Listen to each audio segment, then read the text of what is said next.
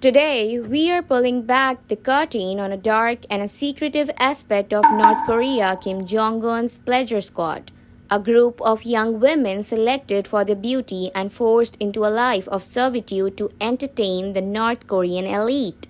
Join us as we delve into the harsh reality of life inside Kim Jong un's Pleasure Squad recruitment and selection process. The secretive recruitment process for Kim Jong un's Pleasure Squad is as meticulous as it is disturbing. It begins with rigid criteria for selection, focusing primarily on age, appearance, and family background. The age range for these recruits is typically between 14 and 25 years, chosen at an age where they are seen as impressionable as possible to the regime's demand. Appearance plays a crucial role. The regime seeks out young women who are considered conventionally attractive by their standards. The phase of scouting and approaching is conducted with a degree of discretion that verges on being an underground operation. Scouts, often working under the guise of government officials, identify potential candidates through schools, performances, and sometimes even in public places. The approach is usually indirect, with families being initially contracted under different pretexts that are seemingly unrelated to the actual purpose. Once a candidate is earmarked, the initial screening process begins. This phase is exhaustive and invasive. Physical checks are conducted to ensure that the candidates meet the specific health and beauty standards. The regime sets these examinations are often humiliating and invasive, with reports suggesting that they include checks for virginity, which is a compulsory criteria. Background checks are equally rigorous. The regime dives deep into the family history of each candidate, examining their loyalty to the state and ensuring that there are no ties or past incidents that could indicate a risk of dissent or rebellion. This thorough vetting process is not just about finding the most suitable candidates for the squad, but also about ensuring that these candidates and their families are less likely to pose threat to Kim Jong un's authority. And to check their loyalty, the recruitment and selection process for the Pleasure Squad is proof of the lengths the North Korean regime will go to maintain control and create an environment of complete loyalty and subservience around its leader's life.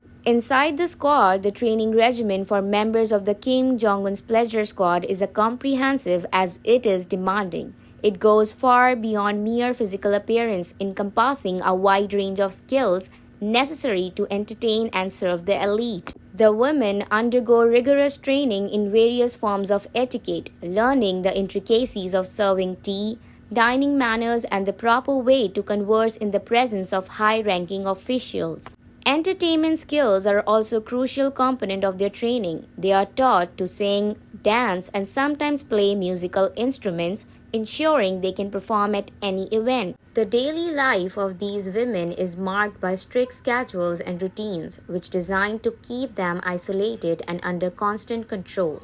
They live in specialized housing, often within or near Kim Jong un's residences. These living conditions are heavily monitored, with every aspect of their lives, from what they eat to how they spend their free time, being scrutinized. Their days are filled with training sessions, rehearsals, and preparations. Contact with the outside world, including their families, is severely restricted, keeping them completely dependent on the regime. The role of Kim Jong un's wife Rae Sol-ju in this setup is complex and somewhat conflicting. Despite being the wife of North Korea's leader, her influence over the Pleasure Squad is limited.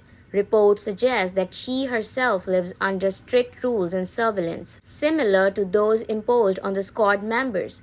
This dynamic points to a broader theme within the regime: the subjugation and control of women regardless of their status. The interactions with the Pleasure Squad are likely formal and monitored, with little opportunity for genuine connection or influence. This situation paints a picture of not just the women in the squad, but also Kim Jong un's wife as prisoners within a luxurious yet oppressive system. The Pleasure Squad's existence and the conditions under which its members live reveal the dark underbelly of the North Korean regime, where even the most privileged women are subjected to control and manipulation. The financial aspects of maintaining Kim Jong un's Pleasure Squad highlight the regime's extravagant and disturbing priorities. Reports, including those by The Sun, suggest an astounding $3.8 million spent on lingerie alone imported from China, showcasing a lavish lifestyle starkly contrasted against North Korea's widespread poverty. This excessive spending on luxury items for the Pleaure Squad is a grim reminder of the regime's skewed resource allocation in a country plagued by economic challenges. The nature of the parties and events the Pleaure Squad members are required to attend is both extravagant and unsettling, as detailed in various reports, including those by Myung, a defector, who claimed to have been part of the squad. These gatherings often involve singing, dancing, and participating in a range of bizarre and sometimes sexually explicit activities. The parties, lasting into the early hours, are not just about entertainment but also about exerting control and power, often ending in erotic games. Such events, described by Kim Eung's nephew Lee Il-hum in his memoir, paint a picture of corruption and exploitation under the guise of entertainment professor Toshimitsu Shamura. A North Korea expert at Tokyo's Wasa University explains this has been going on under 3 generations of the Kim family. He views it as a demonstration of the leader's power over people and his sexual power, the psychological and physical challenges faced by the members of the Pleaure Squad, as reported by defectors, add to their plight. Living under such conditions where their bodies and minds are not their own leads to long-term trauma and emotional distress, the effects of which likely last well beyond their time in the squad.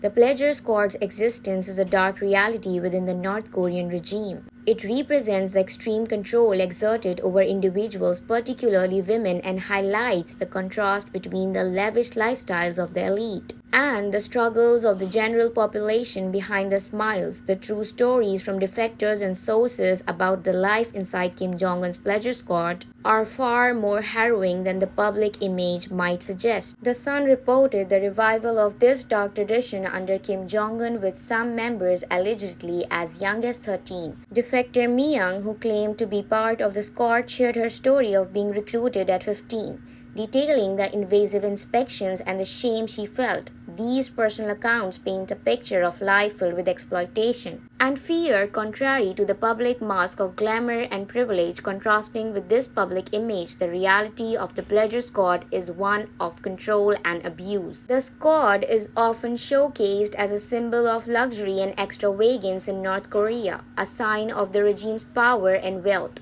However, the stories from defectors reveal a different, darker side. The women are not only subjected to physical and emotional hardships but are also trapped in a system from which escape is nearly impossible. The pressure to conform and please the elite, combined with the threat of severe consequences for disobedience, creates an environment of constant anxiety. The difference between the public perception and the actual experiences of the Pleaure Squad members is stark. On the one hand, there is the regime's narrative of these women living a life of luxury and honor, serving their leader. And on the other hand, there are the chilling accounts of exploitation, forced participation in degrading activities, and the lack of autonomy over their bodies and lives. This contrast highlights not only the oppressive nature of the North Korean regime but also the extent to which it goes to mask the grim realities under a veneer of opulence and pride. The stories from the Pleaure Squad, covered in secrecy and fear, offer a glimpse into the hidden world of oppression within North Korea. It's a world where smiles and luxury hide a much more sinister reality that continues to affect the lives of many young women. Conclusion: in exploring Kim Jong-un's Pleaure Squad, we have uncovered the disturbing realities behind illusion of luxury.